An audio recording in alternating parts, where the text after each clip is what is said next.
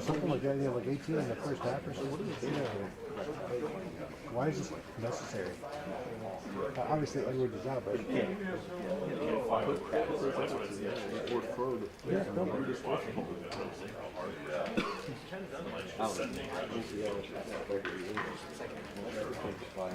It's weird. Do you think it's going to like Michigan, not Ohio State? Yes, it's clear space. If it's tempting, Michigan can alliance. If you agree, and they're going to fall back in the conference time. Well, because Michigan's best fit at that point will be Penn State. It's like, yeah, Penn State is maybe ranked in the top 10, but they lost to the two good teams they played. For me, it's like, I think Michigan wants to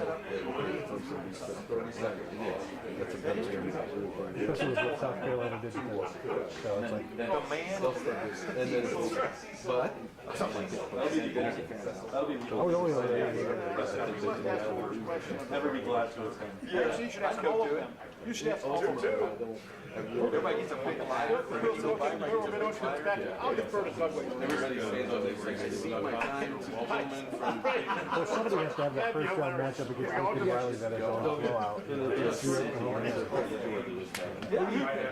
like this. That was, you ever got to see that fourth quarter of the second half of that UCLA knocks you against, I didn't see all of the interceptions, but those are the consequences. He was South Carolina. Fight into the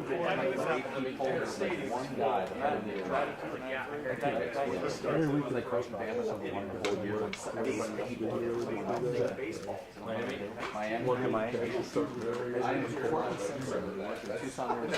even the guy that catch it wasn't a catch.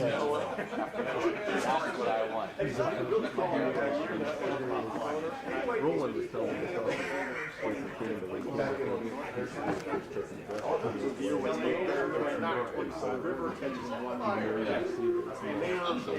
Iowa somebody, and they were 6 I've heard people say like the reason he's so good after the catch is because he has shorter legs. He's got a long torso, but he's not long-legged, so he's quicker. And you can see that he's really got the catch. He does something quick and makes you move. He's not some 210 pound guy who doesn't stop. I don't know, it's tough. You know, we're with one of the boards, right? And I even heard him left out like 7 feet or something. I think shuffling around. he'll be top 5. And his team, like, what is that? I could imagine. Those things? Oh, how dare you? Next year it'll be Star from Mars. There's a moment. But I was like, All this darkness that's happening.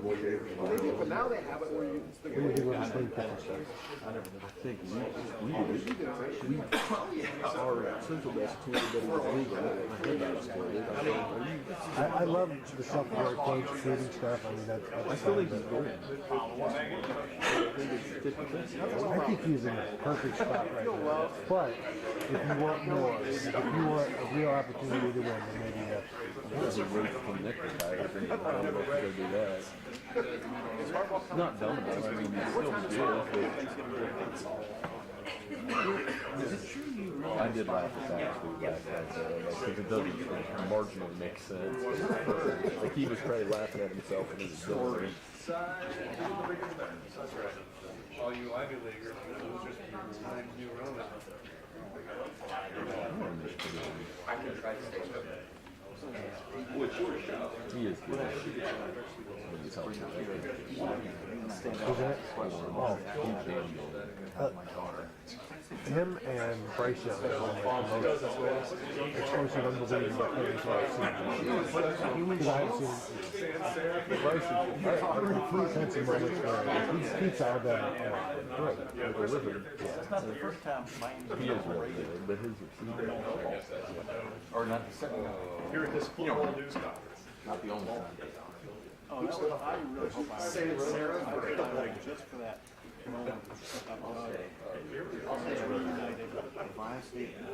Great sacrifice for your hour on TV. I think the Defiance.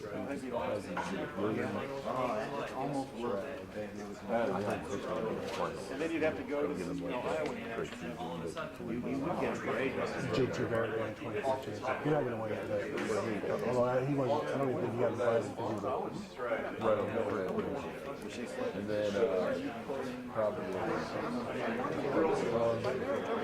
Drake Mayfield. Music but I man. think right now That would be great. When did that press conference? 5 o'clock. I haven't read any of my plans. This is the Heisman race this trial. And then we have 20 hours of nothing, right? I don't remember. It's been so long since we've been there, and all of a sudden, right? I don't know. Then we have nothing for like a day. Yeah, you go down to the studio on Fridays inside the church and watch football. it's on You mean because the game's at 9 and Saturday? So you get the Friday afternoon at the press conference. And you get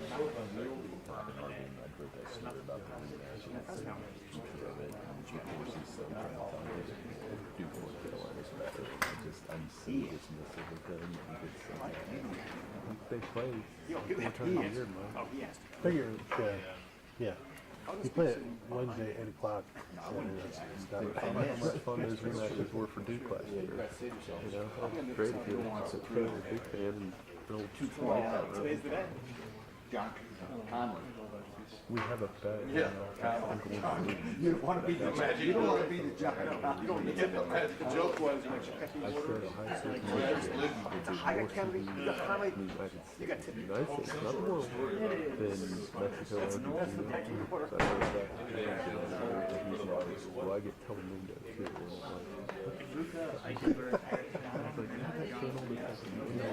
Right. And I was like, it's all American. So like, I still think it'll be close, but just on straight TV numbers, this is going to get at least 15. And that Argentina lost it. And I'm like, that goes back to It's wanted on it.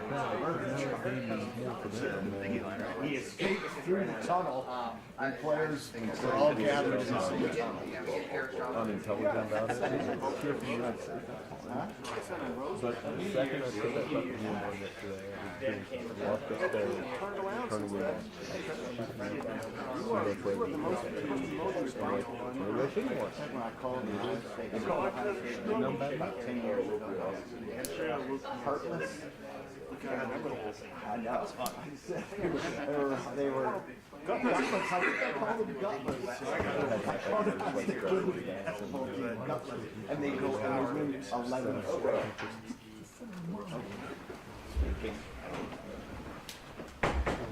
All right, folks, welcome to the game week.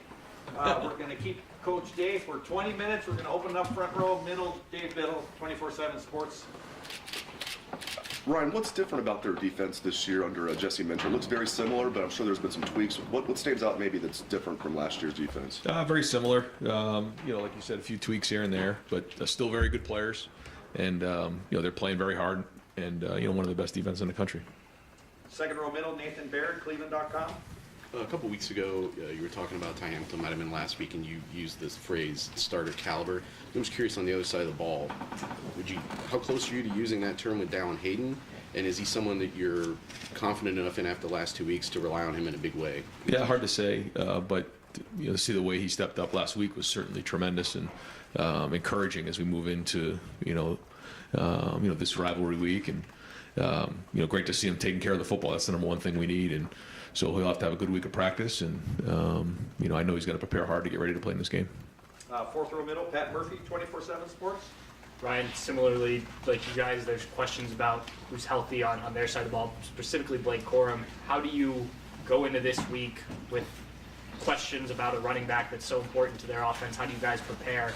And do you have to do anything different if he's not on the field? He's a great player. We're going to prepare for him to play. We expect him to play, and we'll just do the best we can. They're a very good offense. They have plenty of running backs, plenty of good players. So while he is very, very good, we'll just continue to prepare for all of them.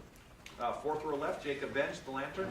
Yeah, hey Ryan, of course Saturday is the first version of the game in Columbus since 2018, and most of the undergraduate body at Ohio State hasn't seen that on campus or as a student, including myself. So just wanted to get your thought on that and how it's the first game between your team and their team, first time 4 years.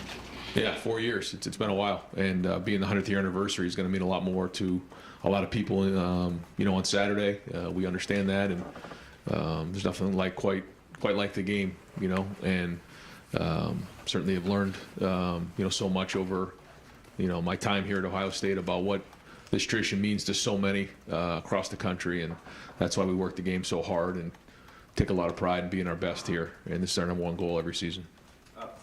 First row, front row left, Jared Smalley, WCMH. Hi, Ryan.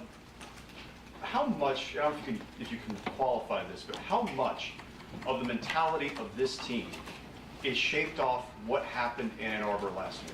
Well, I think you're shaped by whatever's happened in your past, and we have scars, and it motivated us all off season. So we've worked very hard to get to this moment right here, and now it's time to go prepare the best we can, and that's what we're going to focus on, physically, mentally, and emotionally, to go play the hardest game we've ever played. And we'll find out where we're at on Saturday. Third row left, Dan Hope, 11 Warriors. Ryan, in terms of the running back situation of Travion and Ryan, how much does that balance of how much they'll play on Saturday come down to how much they're able to practice during the week? You're in week 12 here, so it's not like it's early in the season. These guys are experienced, so I think early in the year you'd say, well, if they hadn't practiced all week, it's gonna be hard for them to play in a game. We'd like for them to practice, and we're going to plan on them to practice. But if they miss a little bit here and there to get healthy to go play in the game, then we'll adjust accordingly. But these are veteran players who have played a lot of football.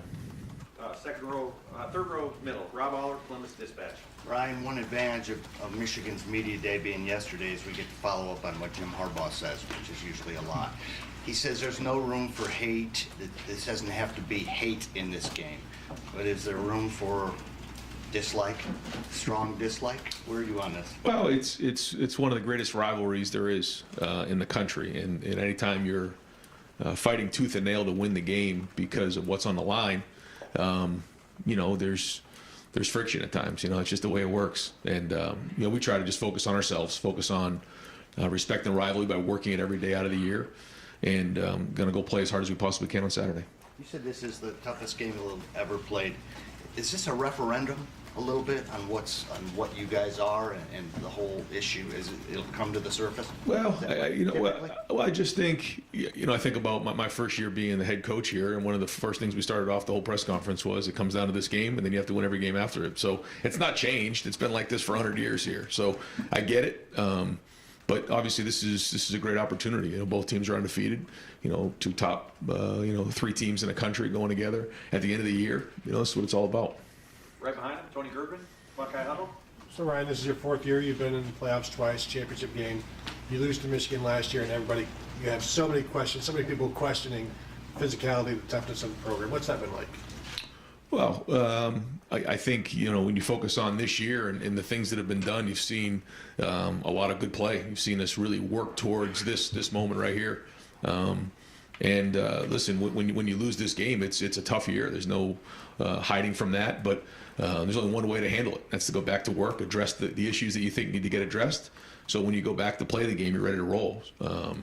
So we got, a few more days here to get ready to prepare, but up until this moment, we've done everything we can to get to this moment right here and be ready to go. And so, when you get to play on Saturday, you get to play with a lot of confidence because you've known you've been working towards this moment for so long.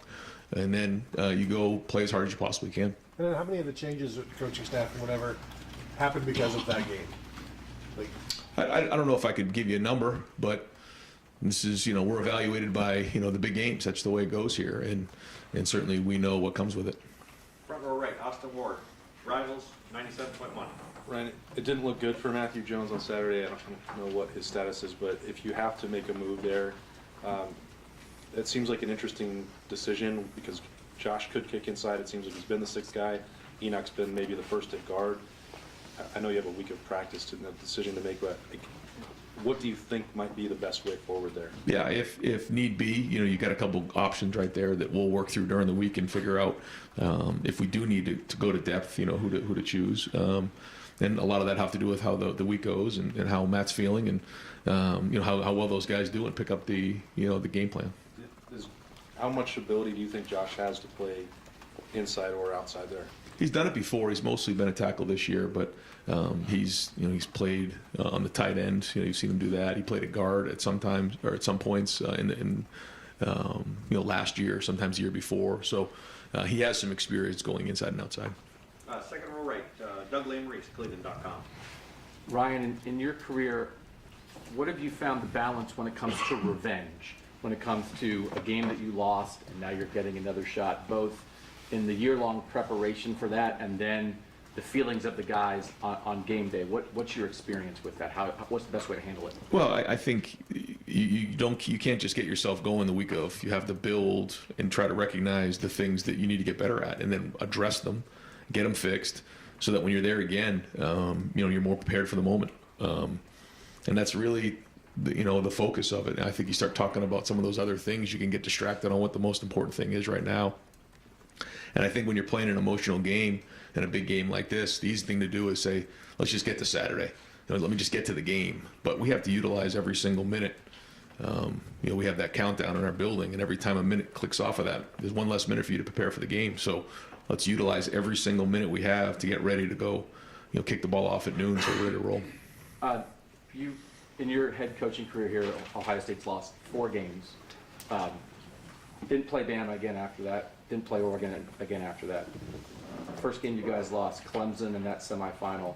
You don't know that you're going to play them again, but you do get them the next year, and you guys are ready, and you win that game the second time. Is any of that instructive for this? That was an example of a year later, you get a team that had beaten you the year before, and how you guys handled that? We haven't talked about that, but that was a different team and a different set of circumstances. But our guys know they felt the pain last year, and they let this simmer, and we had to chew on that for a whole year. That's a long time. So we'll see what the corrections we've made. We'll see about the growth that we've made, and find out where we're at on Saturday. But I know you're going to get an excited team.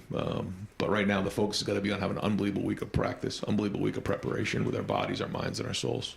Right in front of him, Joey Kaufman, Columbus Dispatch. Ryan, you guys emphasize this game year-round, and you've done it in the past.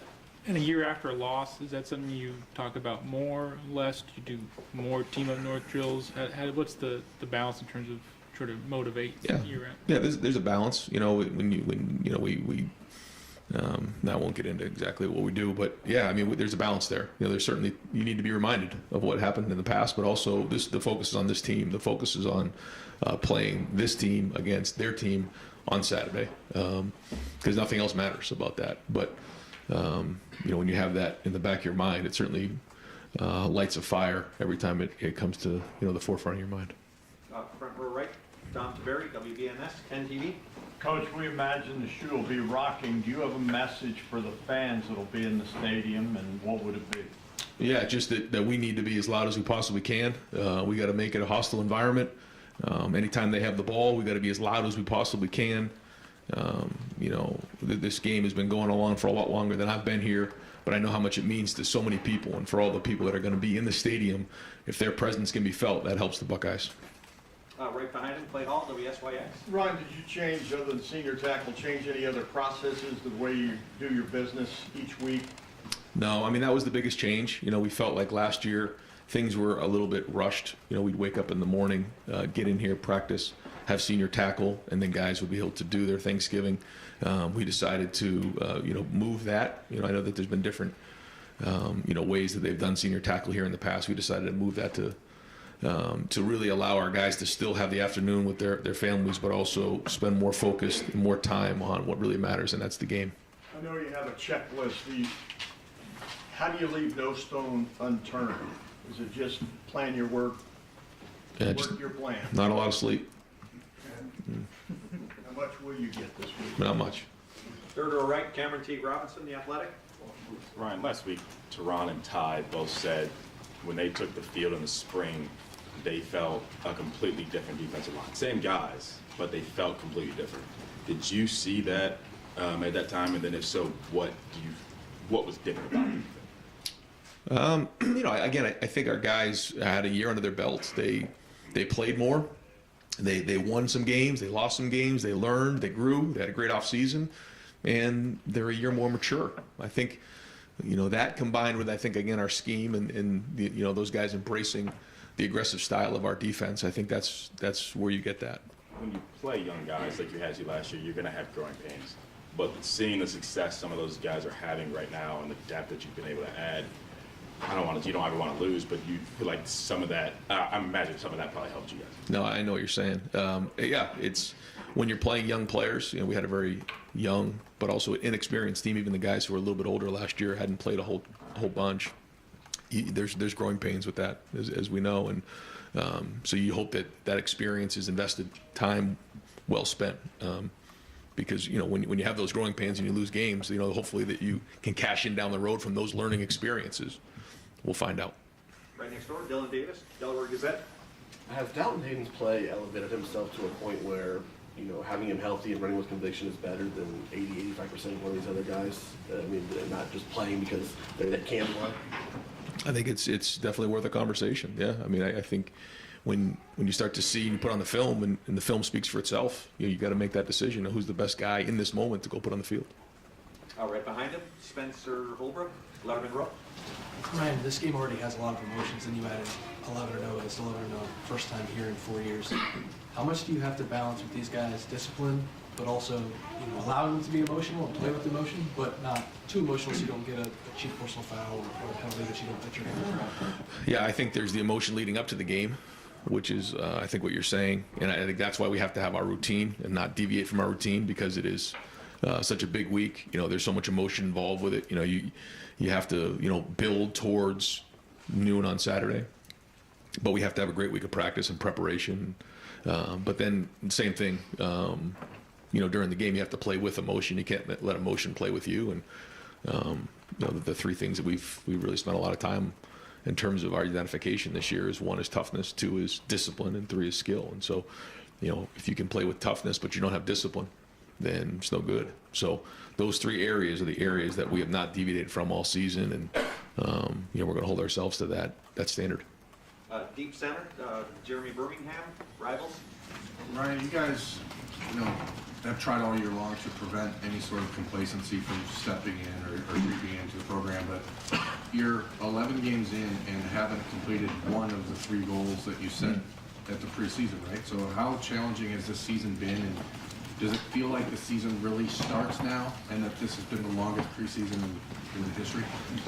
It's when you say it like that, and I'm the one who says it. It can be sobering, but that's just the standard we hold ourselves to. I'm still very, very proud of what how our team's grown and built to this point right here. But we'll talk about that later. What we need to do is, we know these 3 goals were going to happen at the end of the season. If we played this game the first game of the year, then we would have that challenge right then and there. But we know in order to get to the other 2 goals, we have to get this one, and we knew it going in. We knew that's why competitive stamina was a huge theme for us this season. Is you got to bring it every single week as you build and play your best football at the end of the season. So here we are. We've talked about it. It's another thing to do it, and so now we got to go put a great week together and try to accomplish this first goal. Are you happy with the competitive stamina of the team? Do you feel like you guys are playing the football level you want to be right now? I think every week you grow and you build and you prepare, and each week is its own season. I just look at it like that. But along the way, you have to continue to grow and enhance, and we'll kind of find out at the end of the season. We'll have a chance to reflect on that. In the meantime, we're just going to work as hard as we can to get as prepared as possible to play this game on Saturday. 4th row right, Bill Bender, the Sporting News. Coach, you guys haven't lost a Big Ten home game since 2015, and you mentioned the 100th year of the stadium.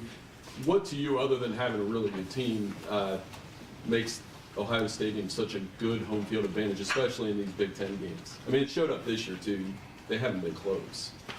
Well, first off, we have the best fans in the land. Our guys enjoy playing in our stadium. I think, it's a hostile environment. I think it's a hard place to play in, and I think that, our guys really enjoy being here, and I think, anytime you have all those things mixed up into one, then that's why you have what you have. So, and it's been a while since we played this game at home. I think what you said was, I guess, four years. Yeah. So, and that's part of, what every Ohioan and person, part of Buckeye Nation, wants to be a part of this game at home in the shoe. So, I know it's going to be an electric atmosphere. Second row left, Stephen Hellwagen, 24/7 Sports. Yeah, Coach. Just assessing the offensive line, it seemed the first half you guys had real problems getting the running game going the way that you wanted to. In the second half, with Dallin Hayden running behind the same offensive line, things worked out much better. Just how did you assess their play over the entire 4 quarters, and are they ready for this challenge this week, I guess? After watching the film, we had several guys grade out champions. I thought some guys played very well in the game. I think Maryland did a good job. They played really hard. They challenged, but I thought we got a little bit more rhythm, like you said, in the second half. I think a little bit of that was just blocking it a little bit cleaner, but I also thought that we hit the hole a little bit better as the game went on. Right next door, Stephen Means, Cleveland.com. I don't want to word this right here. I don't know how much you pay attention to what other programs say, what other people have said outside of this program, but you've emphasized toughness a lot this season, maybe more than any other season you've had. You guys have some of the leadership stuff in the summer, in the off season, the 2 leadership groups, and things were said after that Michigan game coming out of that program from coaches. How much of that were you aware of, and how much of that has been on your program's mind this offseason as you guys have kind of pushed some of the stuff, the leadership and the toughness stuff, Sure. and now you've approached things this season? Yeah, I mean, when you're playing in a game like this, there's always going to be, back and forth and things said, and obviously you see things and read things, but there's also a lot of it you try to ignore.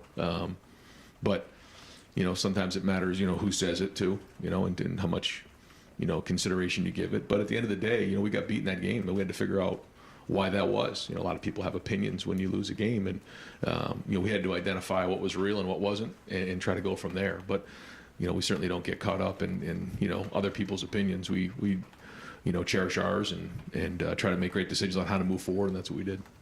Far right, Adam King, WBNS, Penn TV. When you go off the loss of last year and the bulletin board stuff and all of that, how tough can it be to rein in the emotions this week and make sure that you're not making this game bigger than it actually needs to be? I think that's the balance you try to find. Yeah, is that it is extremely emotional, but you also have to go do a job and play a game. And if you get over emotional or you get too caught up in all that, then you can start to act out of character, and that can't happen. But we also know what's at stake. So there is a fine line there that we are going to find. Front row, Bill Rabinowitz, Columbus Dispatch. Your 2 predecessors made their reputation in part on success in this game. You're 1-1. How much pressure do you feel personally, not just to coach to win this game? I mean, how much pressure do you feel? I mean, I think anytime you're here and you're playing in this game, you're going to feel it. Doesn't matter, what your record's been.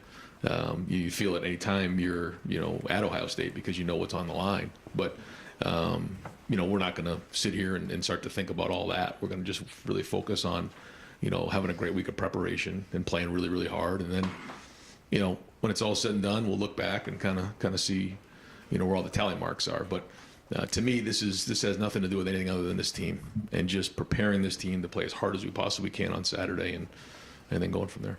And if you win, do you think it'll be more joy or relief? Again, I don't know. Maybe after the game we can kind of figure out where we're at again, and try to discuss that. But I'm just trying to focus on figuring out what to call on first, second down, third down, short yardage, goal line, and because I think. You can start to think about all those things like you're saying, which I think are all really valid questions, but it's like what really matters right now. What matters is getting these guys a really good game plan, getting practice organized, and having a really good day. And that's what I'm going to focus on right now, and then we'll come up for air, on Saturday afternoon after the game. Final questions. Tim May, Letterman Row. Oh, thank you very much, Jerry. Oh, well, congratulations on that Buckeye leaf. When somebody says you're born on third base and think you hit a triple, where does that sit with you in insults you've endured during your career? Yeah, I'm not going to talk about it right now. Maybe there's another time to hit on that. But like I said, you know, there's certain things you listen to, there's certain things you don't. And anytime you're at a high-profile game with a lot of stuff going on, there's a lot of things said. But there's a time and a place to talk about that, and it's not now. Toughness is the word this week. You know, it was taken into question last year after this game and stuff. Toughness of this football team. You've addressed that through the season and stuff. What has told you that this team is tough now, tough enough, so to speak? Obviously, the ultimate test comes Saturday, but you know, and I'm looking at y'all. Y'all have had at least 3 games go into the fourth quarter up in the air, and y'all won those games. That's as much a sign of toughness, I would think, as anything else. But what just tells you you've got a tough football team? Well, when you talk to other coaches after the game, and just, you know, what do you think? You know, and you know, you get a lot of great feedback in that area. And you guys are playing hard, you're playing tough, you're playing physical. Guys are disciplined, they're where they're supposed to be, they're well coached. You know, you hear all those things over and over again, and that just means that we've done it. So, you know, we wanted to make it our identity. I think we've built that as the season's gone on, and but all that building was to get to right here. Yeah, but as a coach, you'd rather a game already be done at halftime, I would think. You know what I mean? But what does that, in retrospect, having to win games in the fourth quarter, do for a team from a standpoint of confidence, whatever you want to call it? Well, it builds resilience.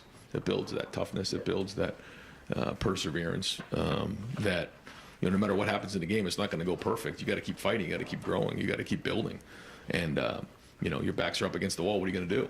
And you know, we felt that a little bit here. You know, certainly the Rose Bowl was kind of the one there. We started to turn it a little bit, and then the Notre Dame game, and then the Penn State game, and even last week. So, you know, that resilience has been tested. And again, all these were trial runs for right now. I goofed up. One last question. Bill Landis, Rivals. Brian, you saw, excuse me, Chris Olave in this game at 18 as a true freshman make a real impact. I know Dallin has a larger body of work at this point than Chris did then, but what are the conversations like when you're trying to decide whether or not a relatively inexperienced true freshman can handle a spot like this? Yeah, well, I think you're right. I think I mentioned that earlier, was that the blueprint's already there for guys like that, whether it was, you know, Marvin and Emeka in the Rose Bowl, or, you know, Garrett Wilson, you know, back in 19, had a huge game there. Olave in 18, you know, guys kind of build, and then hopefully you can count on them late in the season. So, you know, we'll see. I think the number one job for Dallin is you got to take care of the football. That's the number one thing. Anytime we hand you the football, you got to take care of that, because turnovers are going to be huge in a game like this. So he's going to keep preparing and keep growing and keep building this week. And, you know, you never quite are prepared, you know, for a moment like this until you actually get in it, you know. And I know because of, you know, the way the game went in 17, you know, when JT went down in the first, or had the knee, and, you know, before the game even started, and Dwayne went in the game. So, but at the end of the day, I think, like we talked about, it comes down to your preparation. You got to trust all your preparation up to this point, and focus on just having a great week of practice. Coach, thank you very much. Thanks, Ryan.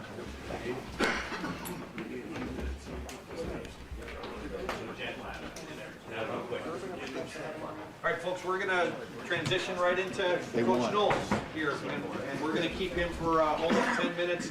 Going to open up the floor, front row right, Austin Ward, Rivals.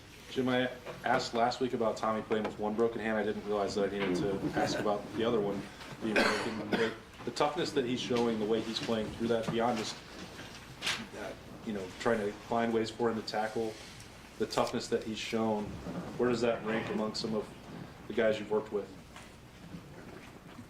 Tommy's as tough as they come, as tough as, you know, any player I've been around. And you know, he kind of epitomizes what we want to be as a defense, and you know, I think as a program, because nothing is going to stop him. You know, no matter what the circumstance or the injury, he's going to show up. Second row right, Doug Lameries, Cleveland.com. Jim, what do you think of the rivalry? It's a privilege to be a part of it. You know, when you're a guy who works his way up to get to this spot. There's not time for reflection now, hopefully someday, but just to be a part of it is, I guess, when you're young and in the profession, you look at it as the pinnacle, of competition, and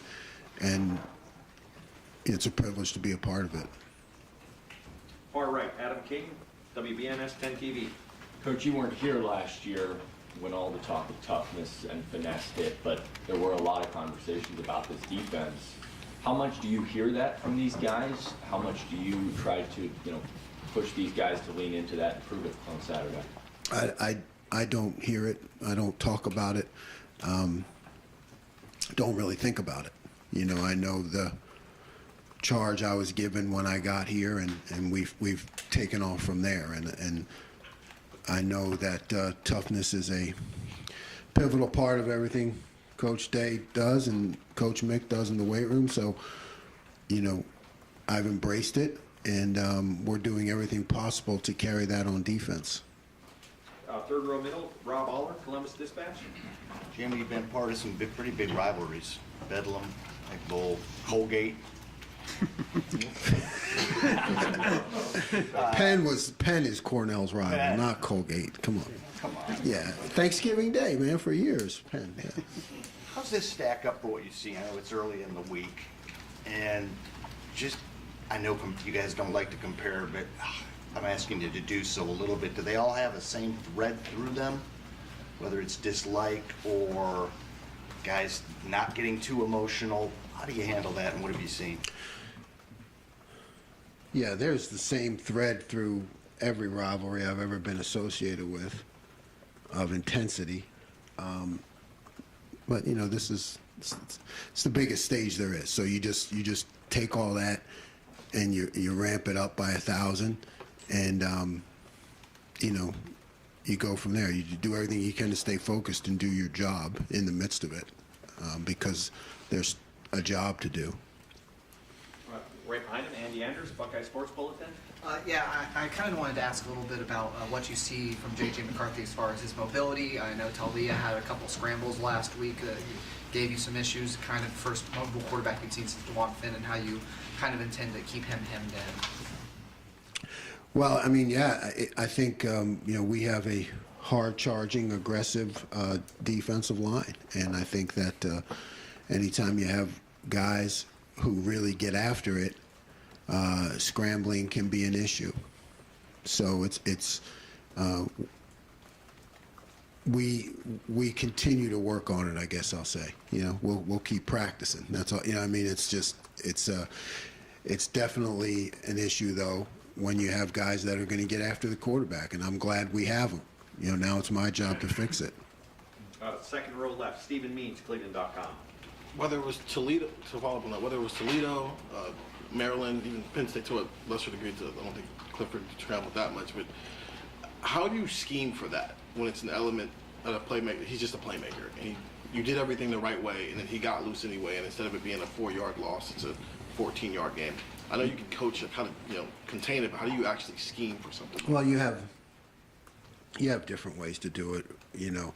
I'm not going to get technical here, but you put some plans together. But ultimately, it does come down to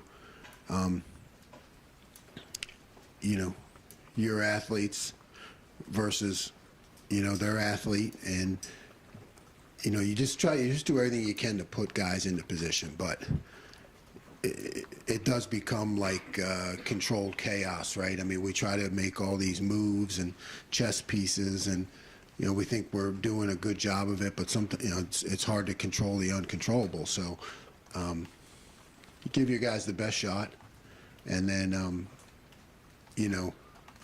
it's a matchup, and you go from there. Fourth row right, Bill Bender, the Sporting News. I think you kind of answered it with the last question, but what does their rushing attack pose the biggest challenge for you guys in preparing for it? And in all these years you've done this, is there another team I mean, I'm thinking like Kansas State or something, where you played them and it was really difficult to prepare for the way that they run the football. Yeah, I mean, yeah, Kansas State in the Big 12. I mean, I certainly at Duke lived my share of option football with Army, Navy, and Georgia Tech, and you know, it's difficult to simulate, you know, the way that they run the ball. So you just got to go back to your habits and your training. You got, again, put guys in great position. You know, make sure everybody knows that everybody has to tackle. I mean, I think that's a mentality that goes, everybody has to tackle. Because they're going to put corner, safety, anybody, they're going to put different people into position where you have to make the tackle. So it's really a mentality. You scheme against it some, difficult to practice. It's just a matter of habits and everything you've worked for to this point, in all your strength training and all of, you know, the extra work you did over the summer. That all comes into play when push comes to shove. Deep right, Spencer Holbrook, Letterman Row. Jim, they run the ball a lot, obviously, but they also throw the ball running backs out. Excuse me. Put you in different matchups. How do you balance knowing how much you have to stop the run, but also understanding that out of the backfield they can really do some damage? Yeah, well, they're a complete offense, and they challenge you in a lot of different ways. So, you know, you have to have some different things that you can go to at different times to try to keep the offense off balance. I mean, that's really the only way to answer the question is, you know, those points that you mentioned, the things that they do, and they do it well. You just got to counterattack, you know, and that's what we've been working on all year. Second row right, Bill Landis, The Athletic. Jim, Rivals.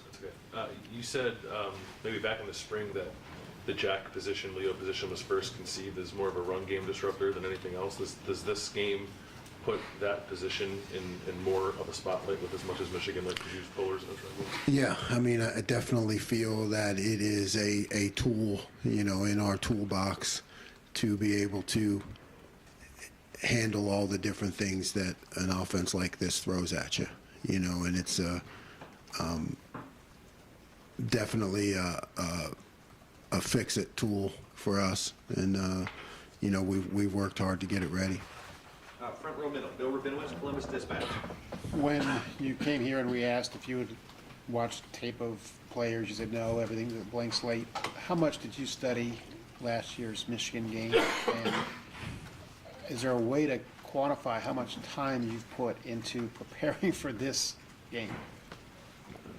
I haven't put any time into last year's game, and there's no way to quantify the time that's gone into the preparation. You know, I mean, it's just constant. Right behind him, Nathan Barrett, Cleveland.com. Just stepping back to last week, and I know that Maryland's offense and Michigan's offense very different, but the defense allowed 2 75-yard touchdown drives in the second half, but also kind of made some key stops. Just how did you evaluate that performance relative to how you feel this defense is sort of ready for this moment? You know, I thought it was great when we made key stops and plays, and I thought it sucked when we didn't, you know. It's like, it's like, man, that, you know, but the good part about it is, you're right, we were off on some things, and, you know, I see it, we all see it, and we know we have to get better. But the good part is, I think, the competitive excellence that Coach always talks about, and the defense has developed that in key situations this year. We have not been perfect. I think we've trended upwards, but when the times have come that we needed to make plays, we have. So I think that's a good sign. Front row middle, Joey Kaufman, Columbus Dispatch. Jim, considering you were hired just a couple weeks after a loss to Michigan, and a loss where you guys gave up 42 points, what sort of, I guess, personal stakes, weight on your shoulders do you feel just going into this game for the first time? You know, the job is the job. It's like I've said before, the process for me is the same. It's just that the expectations are different. So you keep your process and your habits intact because that's what leads you to success. But yeah, I mean, you'd have to be numb not to feel it. You feel it, but you stay focused on the moment and what can I do to give us an advantage. That's really the only thing that's always on my mind, right? And for me to feel this or feel that, or it doesn't give me any advantage, so I want to always be pressing to find ways to give our defense an advantage. Right next door, Tim May, Letterman Room. Yeah, thank you, Jerry. Jim, I'm just wondering, number one, are you perusing everything? Are you and your staff perusing everything to try to find out is Blake Corum going to play or not? He is a special player. You understand? And then past that, his ability to hit the bounce to the outside, I think, really sets him apart. I mean, he's tough and everything else, but what is the key to not getting burned by that? I mean, is it eye control, discipline, whatever? But in a game of this magnitude, how do you keep everybody from running to the fire, if you know what I'm saying? Yeah. First question, we're not spending any time investigating whether he's playing or not, just assuming he's going to play. He's an exceptional back, like you said, very talented. And yeah, it has a lot to do with discipline, and understanding angles and taking your shot when you have it, but on the appropriate angle, and playing hard within the scheme. So a lot to do with discipline, because if you're out of place, he'll make you pay for it. And final questions, fourth row right, Tony Girdman, Buckeye Huddle.